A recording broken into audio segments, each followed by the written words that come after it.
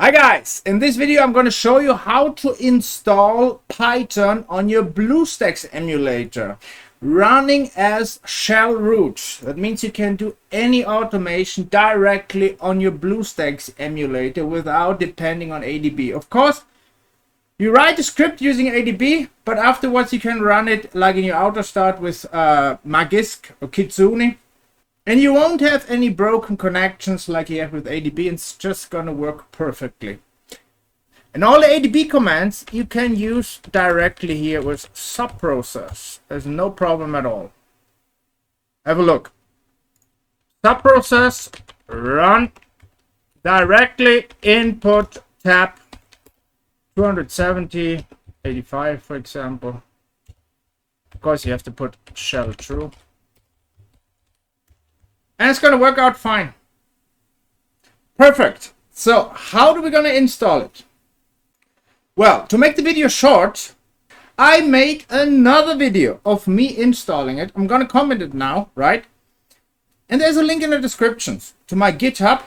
And in there you find everything explained with all the details you need, with all the APKs you need.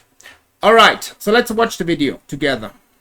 So first thing, of course, you download BlueStacks. I prefer the offline installer, right? Because then you can install it without the Nougat version. You can install like the already the 11 Android 11 version. So you launch it one time, okay? The regular instance one time. Wait, close it. Make another instance. Don't clone it. A new instance, okay? Whatever your configuration. Start it once. Close it. But before you close, you can disable all the stuff and enable ADB. Then you close it, right? You install it with Python on your computer. That's a script I wrote that creates an independent system disk of BlueStacks. So you don't have the problems when you're installing Magisk. It won't screw up your system. And each time you create a new instance now with BlueStacks, you use the script. You can even batch create like 10 instances at a time. And now it has an independent system disk. It takes a little bit more space, like around like 1 gigabyte, but it's worth it. It won't crash your whole system. When one instance crashes, your whole system still will work. If you don't do this and one instance crashes, then everything crashes. Then the system disk is screwed up and you can't use it anymore. You connect now and you find all SUS, right? Why? Because you have to delete it after installing Magisk. Here, it's a good thing to disable the file sharing options, because now it's finding now things on my Windows desktop. That's what I don't want. So, right, we put here dev null to ignore all the errors.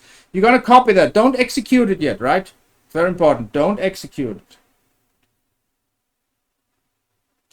So now you install Magisk. Now the Kitsune version of Magisk, and now you're gonna run a remount script. I have a remount script. The link's also in the description down below. Okay, now you remount it and you delete all SUS. You restart it.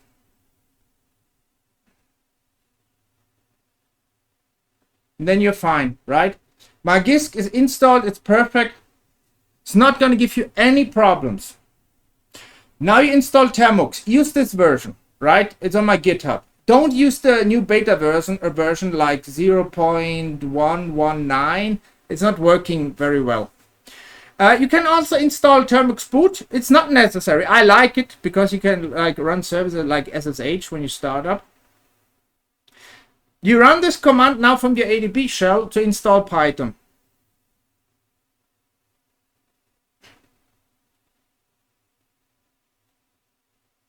Okay, now it installs Python. You can type it also in your Termux shell, but it's like, yeah, it's for lazy people here. So you wait, it takes around 1 minute. Now you download 2 Magisk plugins that I wrote. They're gonna add automatically the termux path to your path once you enter the ADB shell. And the other one is a read-write remount directly. The read-write remount might not be necessary, but some Python package like nag, and they'll say like, I can't access this, I can't write to that, whatever. This way is gonna work. If you still can disable it, right? In your Magisk menu. And you're done. Now you have Python. There's some package you should install using the package manager, the Termux package manager. There's a list around. I'm going to also leave a link in the description. There's a list around with all the packages there are, right? And it's simply, it's going to work right out of the box. Basically, NumPy and Pandas, right? And also PyTorch. You should install them using directly the Termux package manager and not pip. It's not going to work. You have to take care with packages that use like C compile stuff. Okay, there are things that work out of the box. Cython, for example, you can install right away. You can compile everything in Cython, works just perfectly. I'm going to write a lib. I'm actually writing a lib right now, and to automate everything you want directly on the emulator. It's using Cython and C++ basically, but the interface is going to be Python. And this works out of the box. But there, like I've just said, there's some packages like NumPy, Pandas, PyTorch, OpenCV that need external installation. There's some setup that needs to be done, right? And it just works out of the box using a Termux installer.